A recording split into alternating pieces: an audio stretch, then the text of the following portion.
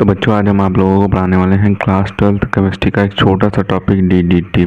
इसका full form होता है डाइक्लोरो डाइफेनिल ट्राइक्लोरोएथेन। छोटा सा टॉपिक है, इम्पोर्टेंट टॉपिक है। इसमें आपको इसकी डिटेल लिखनी होती है और इसका निर्माण विधि लिखनी होती है, भौतिक गुण लिखना होता है। ये 3 पॉइंट आपको लिखने होते हैं।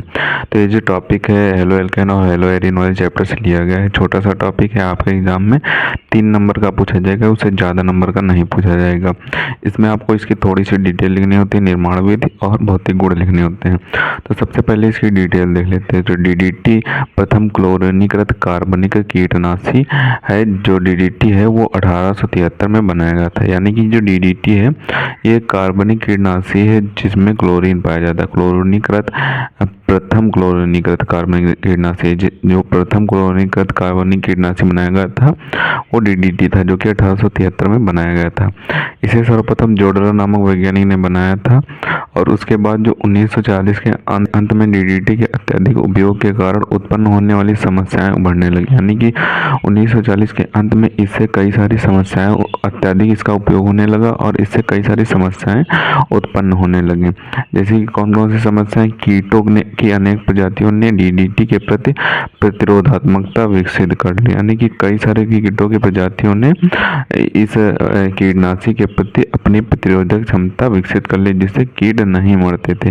इस कीटनाशी को डालने के बाद भी कीट नहीं मरते थे तथा मछलियों के प्रति अति विषैली गैस सिद्ध हुई। यानी कि ये जो कीटनाशी था ये मछलियों के प्रति अति विषैली सिद्ध हुआ।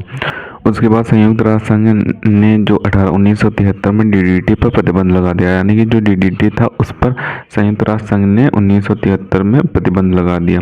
परंतु विश्व में अनेक स्थानों पर इसका उपयोग आज भी हो रहा है। कई देशों के अनेक स्थानों पर इसका उपयोग आज भी हो रहा है।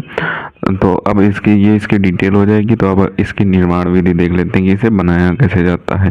इसकी निर्माण विधि में दिया हुआ तो इसका संश्लेषण 1 मोल क्लोरल तथा 2 मोल मोनोक्लोरोबेंजीन का सांद्र H2SO की उपस्थिति में संघनन करके किया जाता है। यानी कि इसका जो निर्माण है वो 1 मोल क्लोरल लिया जाता है और 2 मोल मोनोक्लोरोबेंजीन का लिया जाता है और उसको सांद्र H2SO4 की उपस्थिति में संघनित कराया जाता है, यानी कि गर्म कराया जाता है।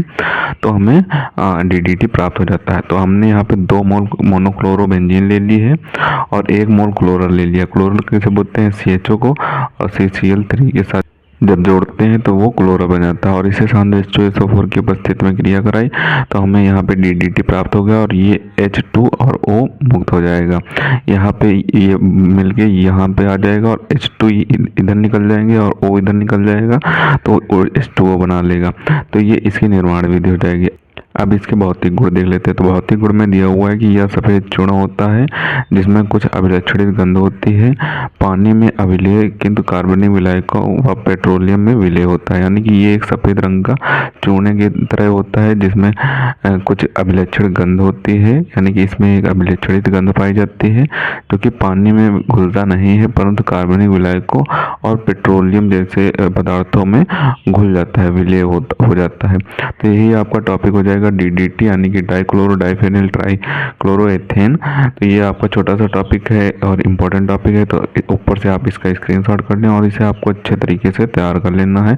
3 नंबर में ये आपके एग्जाम में आ जाता है। तो सबसे पहले इतने पार्ट का स्क्रीनशॉट करें, अब बचे हुए पार्ट का स्क्रीनशॉट करें और जो नीचे पार्ट बच गया है उसका भी स्क्रीनशॉट कर लें। तो इसे आपको अच्छे तरीके से तैयार कर लेना है। इंपॉर्टेंट टॉपिक है, आपके एग्जाम में पूछ दिया जाता है। तो मिलते हैं किसी नए वीडियो में नए टॉपिक के साथ। तब तक के लिए धन्यवाद। और अगर अभी तक आपने हमारे चैनल को सब्सक्राइब नहीं किया है तो सब्सक्राइब जरूर कर लें, क्योंकि हम इसी तरीके से क्लास 12 से रिलेटेड इंपॉर्टेंट टॉपिक पर वीडियो डालते रहते हैं।